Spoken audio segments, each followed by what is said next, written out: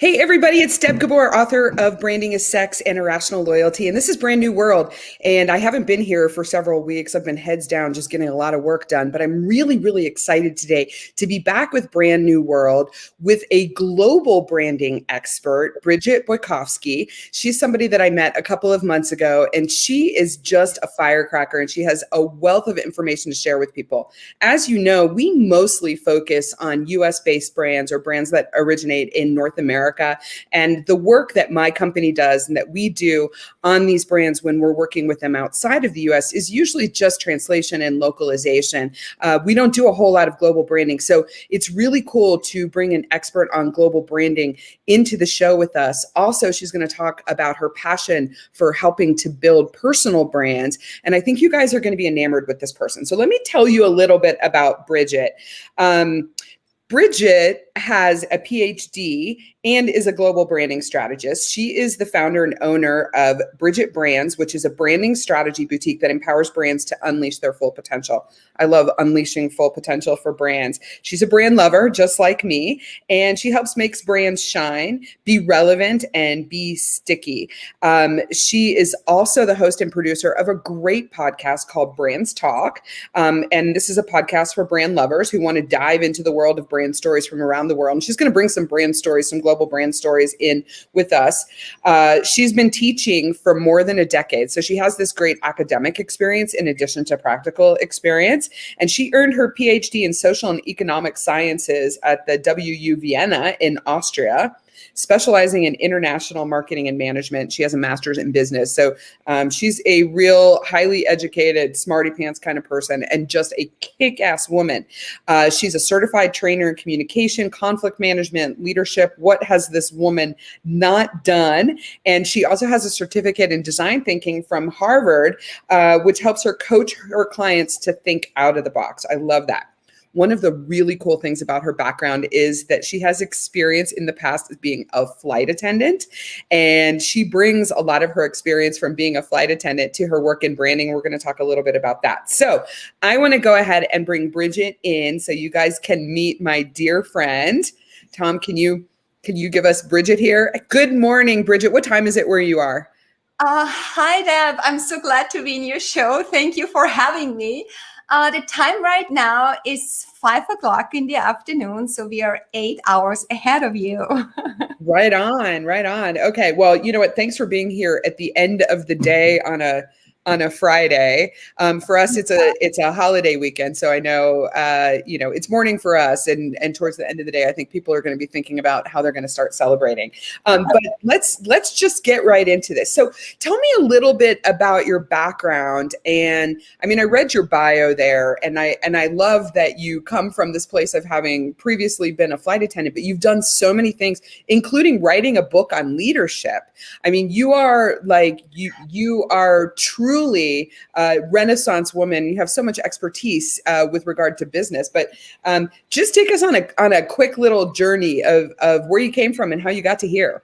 Yeah. Okay. So it's a long story. I try to cut it short. I grew up in Austria, and my first dream job was becoming a flight attendant. Was when I was a small kid. When I flew the first time with my parents on holiday and I saw all these flight attendants walking through the aisles, I was like, oh my God, I need to be someone like that when I'm a grown up. So whatever I have in mind and whatever I dream about, I really go for it. So I no matter what, I just want to, make it true. And then I started my job as a flight attendant, and I was working for Niki Lauda, the former Formula One car race driver. Mm-hmm. Yep.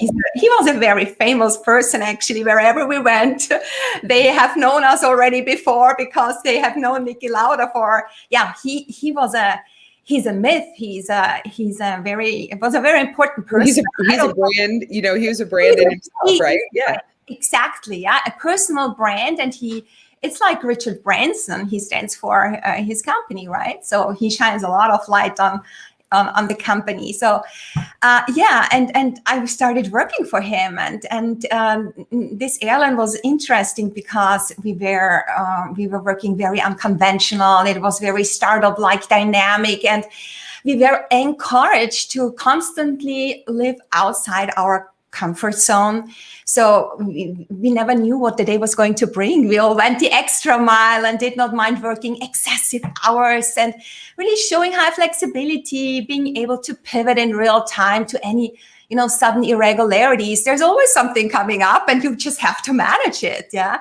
So we all lived that slogan. The airline, Laudair, strongly claimed service is our success. And that's with me. Yeah. So the spirit of we can do it, let's do it, we can do better than anyone else. So let's go for it. Literally got everyone on board and moving into the same direction.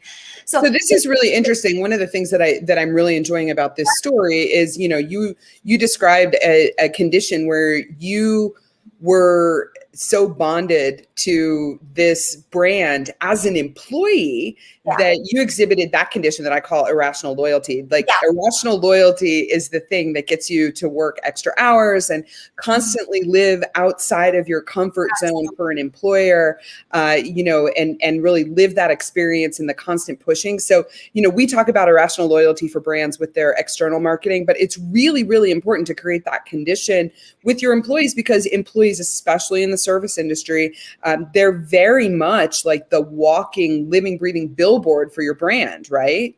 Absolutely. You are the face to the outside world, and however you behave, however you deliver, if you are able to read the wishes from your customers' eyes, you win. Yeah. And we all worked in that specific way. Yeah. So fast forward for me so you worked as a flight attendant for Laudair, which that's really great. And it seems very Richard Branson like and very Virgin Airways, Virgin Atlantic like, in terms of just turning an industry that's somewhat commoditized in terms of its experience, like really on its ear. How did you end up from there in the university setting and being obsessed with brands and becoming a brand lover yourself? I would love to answer that.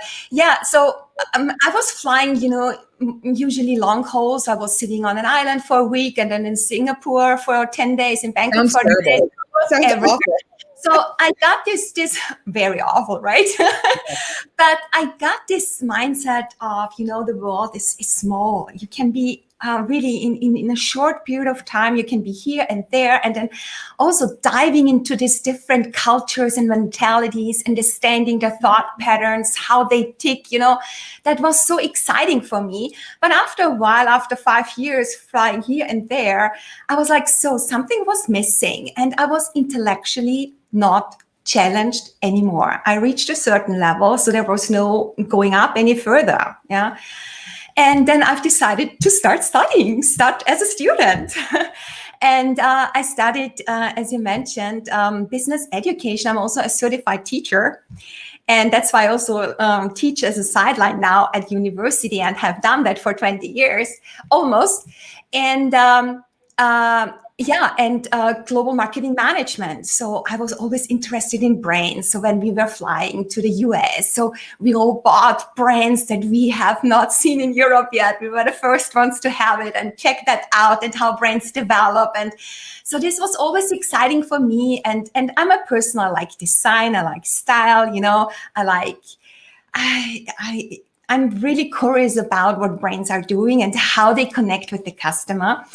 And so then I became a professor after a while being in the industry and working for companies. Then the crisis came in 2008 when the crisis hit.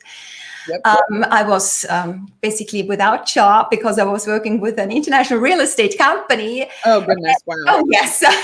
So, and at the same time, I was asked at the university, hey, Brigitte, do you want to teach some more courses? We really need you. So then I started teaching global strategic management, global consumer behavior, global brand management, international management, and you name it. And I've taught then at different places in the world, in Hong Kong, in Canada, on Victoria Island, and in Russia, in the Ukraine, in England, in Vietnam. So wow. At different places of the world, and not only seeing the world as a flight attendant or as a tourist, but also seeing it as a teacher, as a professor, and see how young people, evolve, what their ideas are, their desires are. So you connect with cultures on a different level, I would say. So it was really great to see that. But I had only an 8-year contract. It was a temporary contract that I knew was going to end in the year of 2020 in February. So then you changed directions, and you're basically an entrepreneur now. Yes, right? I'm an entrepreneur, and I selected the hardest time, or I see it now more as a blessing, because COVID rolled in and I really had to pivot my whole business model. Yeah, so I'm an entrepreneur now. I'm working mainly digital. You're building your own global brand now as an entrepreneur, and a lot of our audience are other entrepreneurs, and many of them are creating global brands, or they're taking brands that are well established and trying to find new audiences around the world. So I want to talk specifically for the next few minutes about global branding, and maybe if you can kind of give us the rundown. I know that this is more, this is a topic that you can definitely devote more than 10 minutes to. Yes. I want to talk a little bit about global branding. So what are some of the things that as leaders think about taking their brands and expanding beyond their borders, or establishing new brands that have a global scope? What are some of the things that they need to keep in mind? Like, what are the top few points that people really, really need to have front of mind? Okay, so top of mind is that when you go abroad, you have to understand the whole market dynamics, and you have to understand how other markets work. So having this imperialistic approach that how we do it, we can do it everywhere in the world. No, it does not work. Yeah, it might work when you go from the United States into Canada. And we also have seen with Target in Canada, it did not work at all. Yeah. So you have to do your homework. You have to do your due diligence. You have to do market research before you hit the beach. That's a saying. And you need to know what you're going into. So the market dynamics, that means you have to really understand what's on the macro level, the political, the economic issues, the sociocultural issues, etc. You need to know what are the industry dynamics.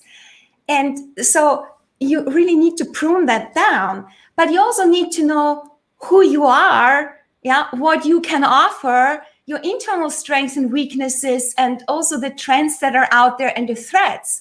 And most of all, and I know you know that, Deb, is understanding your customer. Yeah, 100%. It's even easier in your home country, because it's a local area. You have you very often, you think you understand the customer you want to serve. Even that is not always the case that you really understand. You just assume. But when you go abroad into culturally diverse markets, where even a yes is not necessarily a yes can have different meanings. A yes can mean, I have heard you, but I have not understood. So you can run into difficulties. I have experienced all of that when I was a young girl. Let's talk a little bit about that. So you mentioned Target. That's one of my favorite brands, and it's definitely a brand that engenders irrational loyalty here in the United States. You mentioned that it was a fail when they went to Canada. Just briefly, what didn't Target do right?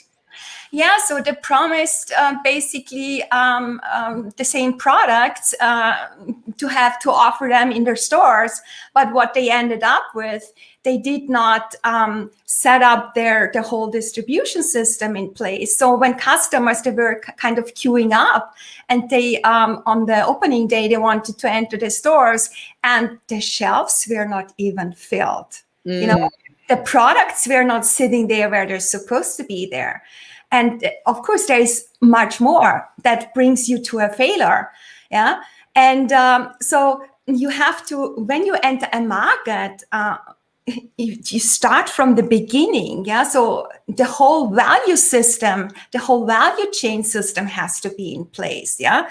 From delivery, from the whole the value chain activities, each little activity has to be in place towards to the customer, and that the customer is satisfied. The customer is not interested in your problems that you have internally. They want to go. Yeah, and I always say that actions speak louder than marketing, right? So what you say about the entire value chain being set up and everything needs to be there in order for you to deliver on your promise.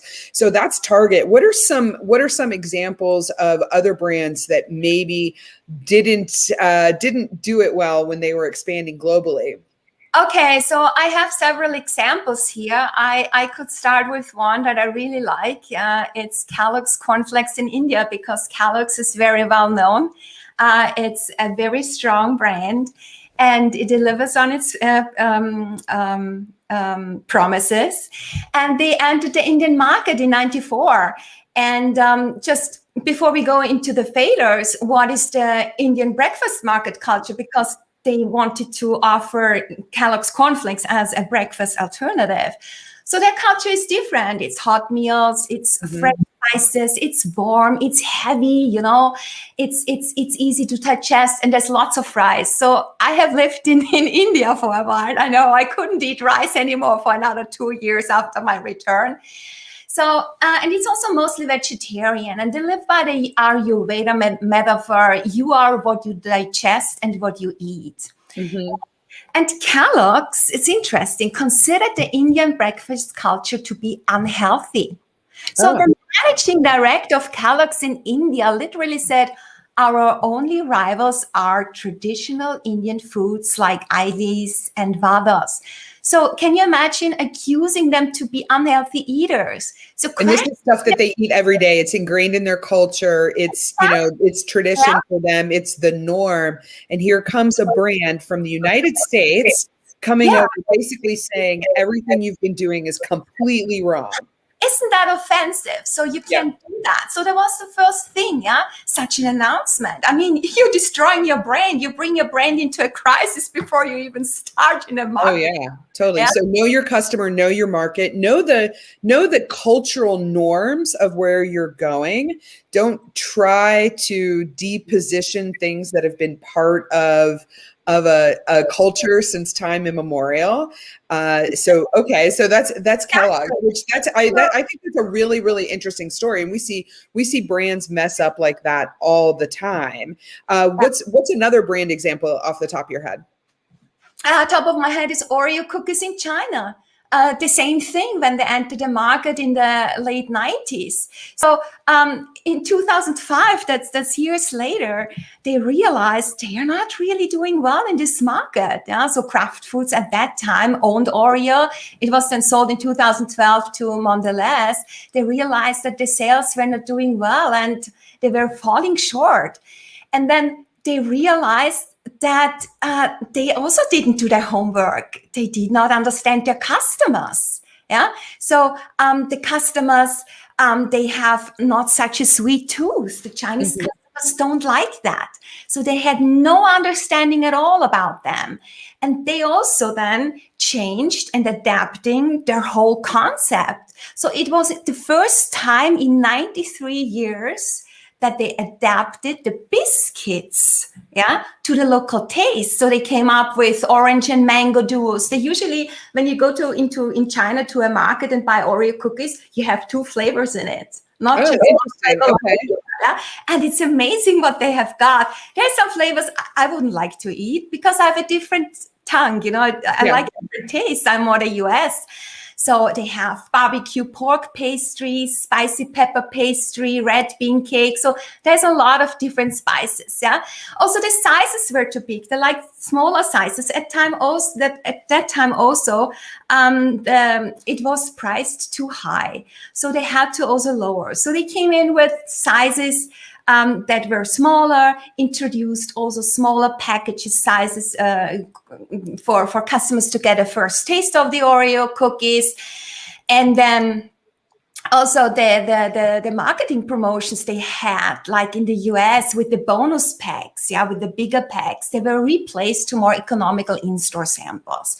And they started in supermarkets, and they went then beyond these hypermarkets to convenience stores to really spread out and really conquer the market.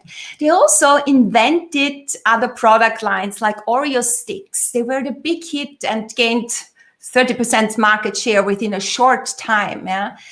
And then also launched wafer stickers and other things that then slowly spread it also to other country markets around. So it sounds like they had a rough start, but then they really adapted to the flavor profile and sizes and economics of the area and how people like to shop and what they like to buy. So it sounds like it was a success story. In the last few minutes that we have, two things I want to talk about. One is, can you think of a global brand that did it right, like hit everything just right? I mean, I don't even know if that's possible that it happened. That you think that there's a very successful global brand launch. And then I want to wrap it up and I want to talk a little bit about what you're working on now and give you an opportunity to tell the audience about how they can get in touch with you. But a global brand that you think is doing it right or did it right. Yeah, I think there is one brand that is Colgate-Palmolive, Colgate toothpaste. They really do it right. They are strong in the US market with their fiercest competitor, it's Crest by Procter & Gamble, right? And when they entered the Chinese market, they really did it right. So they understood, they learned from others. They really captured a window of opportunity to be first in the market. So also Crest was entering the market at the same time. They knew that. They did their market research and then they said, okay, this is research enough. Now we have to push. Now we have to go. So they entered with the Max Fresh Colgate toothpaste, and they also changed the name into Icy Fresh. They changed the breath stripes to cooling crystals. They connected with their target audience. They knew it's the youth people, it's the youth audience in a very emotional way. They used local endorsers. They worked with the celebrity Jay Chou at that time. He was a huge guy, and everyone was admiring him. So they leveraged that. Yeah, they brought in 3 new flavors: tea, citrus, and mint, and they came up with a new packaging with the stand-up tube that has been very successful since that time. So that was a huge success, and Colgate has been doing really great also in other markets like in Mexico, where they're really good at, and they used also the Chinese market as a huge market as a springboard for the bordering markets, for the smaller markets around it. And they also did very well, one more thing, in the Indian market. So in India, Colgate actually became a synonym for toothpaste in India. So it's like clean. I know that you've established brand success where your brand name becomes synonymous with the category, like cellophane, like Scotch tape, like Xerox, things like that. So that's really incredible. And I love that story of how, they did market research, but then at some point they're like, all right, analysis time is over. Now we have to push and probably some testing in market to see what works and what doesn't work. I love that. And that's always what we're telling brands all the time. And I'm sorry, I have to leave that topic in the last couple of minutes. I want to talk about, Brigitte, what are you working on? Like, you are all over the place. You're an entrepreneur's entrepreneur. And I love your podcast, and tell us about what you're working on, what your business is, what your passion is, and how people can engage with you. Yeah, so I'm working on right now my first digital product. It's an online course. It's about, it's a personal branding course, basically. And I focus on personal branding now because I've done global branding for so long.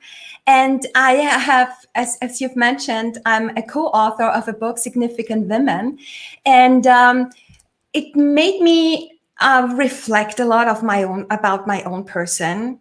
I'm an imposter, and it helped me heal a lot to write my experience. It's my story of overcoming these limiting beliefs, these harming beliefs, to, finally understand how freeing that is to live like your authentic self. Right. So that made me bring this all together it's on one hand side, it's the branding know-how that I have. And on other hand side, it's the person that you are, that you want to be, that needs to be free, that needs to evolve, that needs to be unapologetically authentic, your true self. And when you are that, you can reach and achieve even more so than when you are not. So I went through all of that. So I thought, hey, Brigitte, why don't you start a digital course on your own? Because I'm already serving an executive MBA. It's a spin-off of a university providing content as courses that they put online. So I thought, why don't I do that just myself with a personal branding course? And what's the name of the course? And is it ready? And can people take it now? Yes, it's going to be ready in September, and my course is all about own your brilliance, make your brain shine. So it's for boxed in corporates who lack in clarity, who lack in confidence, who are on the fence and already have a side hustle, that want to become their own boss. And what I help them is to overcome these self-limiting beliefs, to overcome this being not good enough, own your brilliance, claim your power, step into it, own your voice, and get the thing going. You only have one life. I mean, we don't know otherwise, right? So we know there's our life. And sooner or later, you might regret that you have never done that. So my ideal customer would be a woman. I think it's women. I also would welcome guys, of course, but it's women that really are on the fence. They want to change, but something is keeping them from that. And I help them overcome that and give them also the clarity with a framework of how to build the personal brand that shines.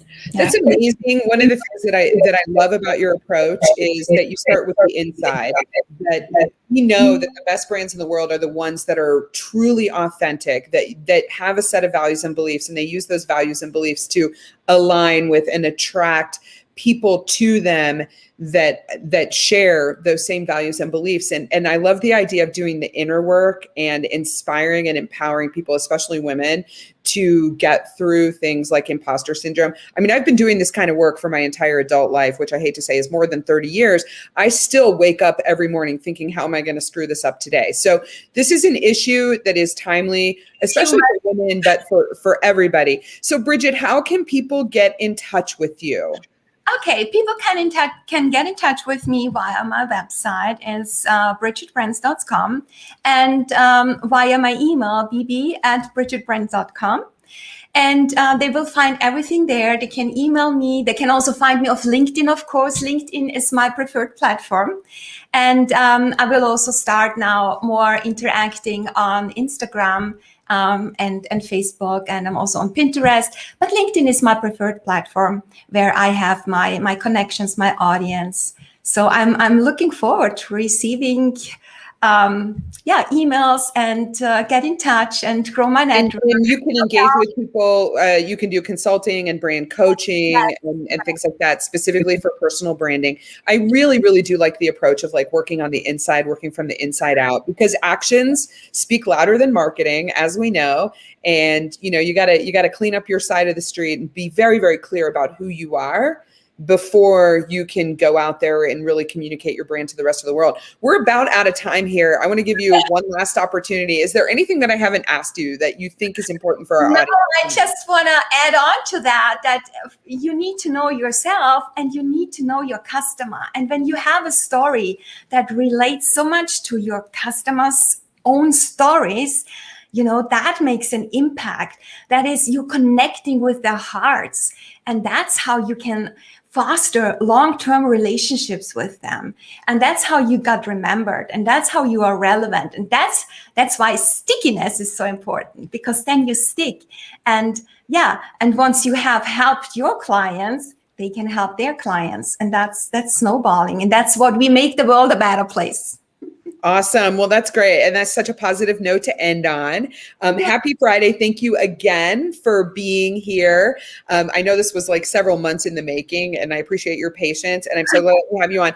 Brigitte from Brigitte Brands, and her website is brigittebrands.com, and bb@brigittebrands.com is your email address. And I hope everybody who's watching, whether you're watching live or you're looking at this via video through one of our email distributions or on a social platform, I hope you'll tune in next time for Brand New World. Brigitte, thank you so much. I'm really, really grateful that you were here, and have a wonderful weekend. And everybody, take care. Make good choices is what I say always before a holiday weekend. So take care, Brigitte. Thank you so much. And we'll see everybody next time on Brand New World.